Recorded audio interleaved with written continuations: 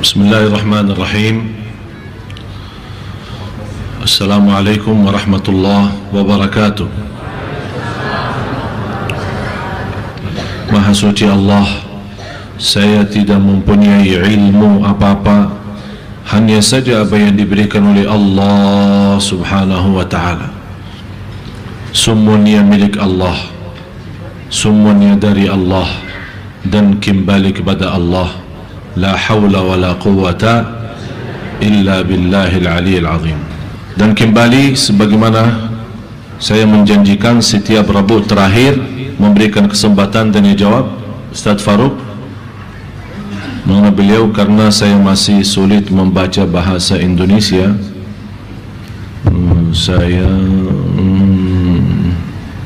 Tolong bantu, saya buta huruf.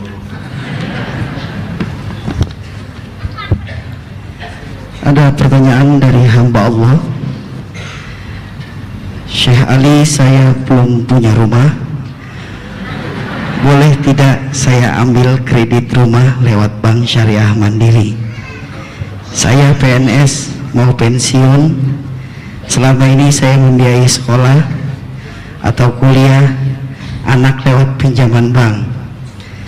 Saya tahu itu riba, tapi saya minta sama Allah, ya Allah, kalau Engkau ridho mudahkanlah. Dan alhamdulillah anak saya sudah selesai, tapi saya belum punya rumah. Bagaimana solusinya? Terima kasih. Satu penanya dari hamba Allah.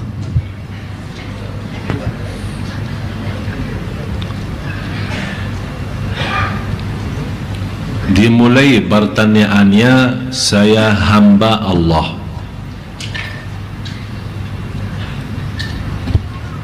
Bapak Ibu, sebenarnya kita belum tahu kata hamba Allah. Cuma terlalu gampang kita sebutkan diri sebagai hamba Allah. Para Nabi dan Rasul memohon kepada Allah menjadi hamba Allah. Para Nabi dan Rasul membuktikan kehambaannya kepada Allah.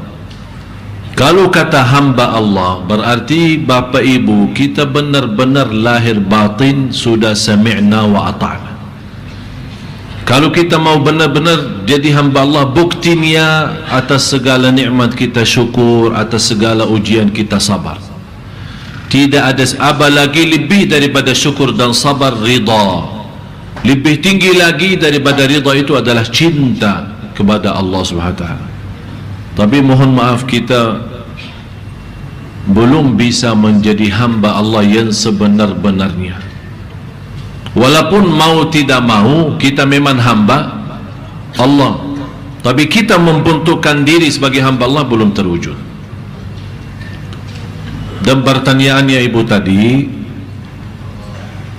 Bapak Ibu, Indonesia dalam hubungannya sehari-hari, dalam kebutuhan sehari-hari, banyak umat Islam tidak terlepas menggunakan riba. Dan banyak yang belum sadar bermasalah kehidupan kita itu adalah sebabnya riba.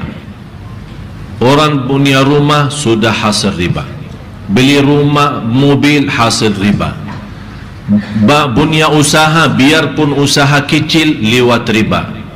Kira-kira kita mau apa sama Allah kalau memang kita berkuburu mencari rezeki tapi dengan cara riba? Dan kita lupa firman Allah, wa may yattaqillaha yaj'al lahu makhraja. Barang siapa yang takwa kepada Allah Subhanahu wa taala akan diberikan jalan kemudahan dari segala kesusahan. Bukan hanya segitu saja, wa yarzuqhu min haitsu, akan diberikan rezeki yang tak pernah nyangka, tidak pernah terbayang, tidak pernah terfikir. Tapi salah satu kemudahan yang dibolehkan oleh ulama, apalagi di Indonesia sudah mulainya ada bank syariah, kita boleh lewat bank syariah dengan sistem Islami, tapi dengan syarat, termasuk bank syariah tidak boleh mensyaratkan seandainya ada keterlambatan dalam membayar atau melunasi tagihan, kalau kena denda atau istilah lain bunga, walaupun itu bank syariah, tetap hukumnya riba. Jadi hati-hati. Sekarang biasa bank-bank biasa, kalau kita ada tagihan tanggal sekian, kalau lewat satu hari atau hari-hari tertentu tidak melunasi tagihan itu, otomatis akan kena beberapa persen. Semakin telat lagi semakin naik.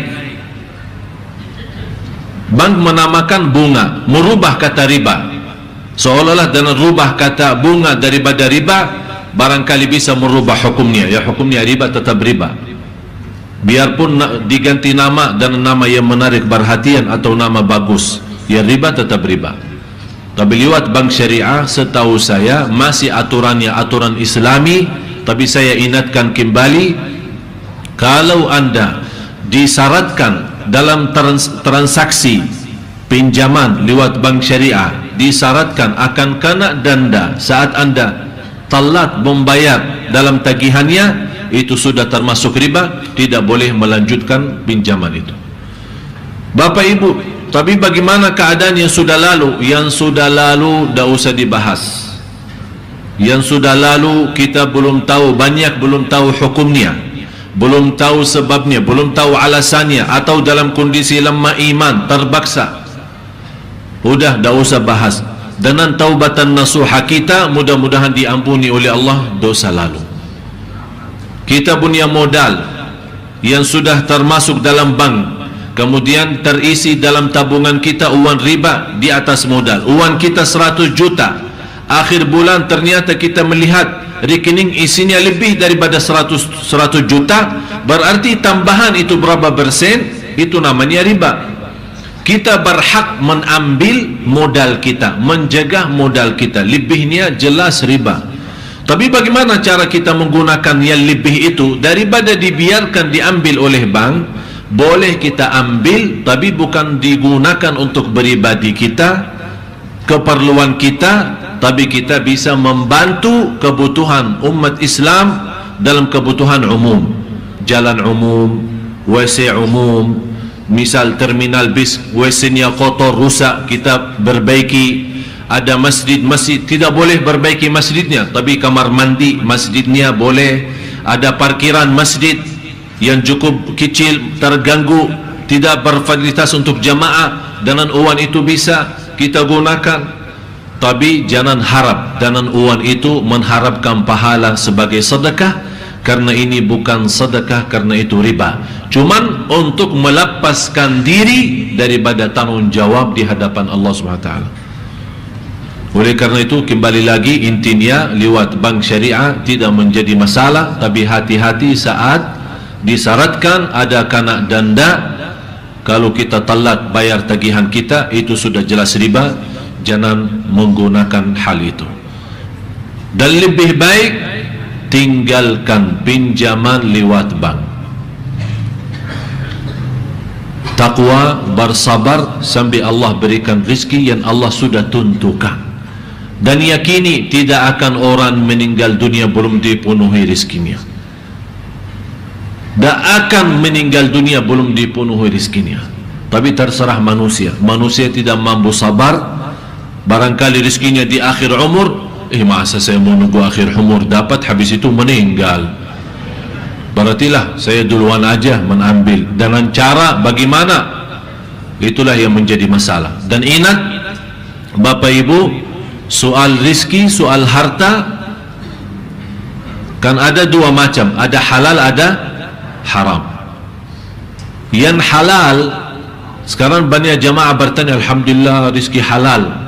Biarpun halal, jangan lupa halal itu dihisab oleh Allah. Yang halal dihisab, bukan yang haram. Yang halal dihisab dari mana dan kemana. Terus yang haram apa?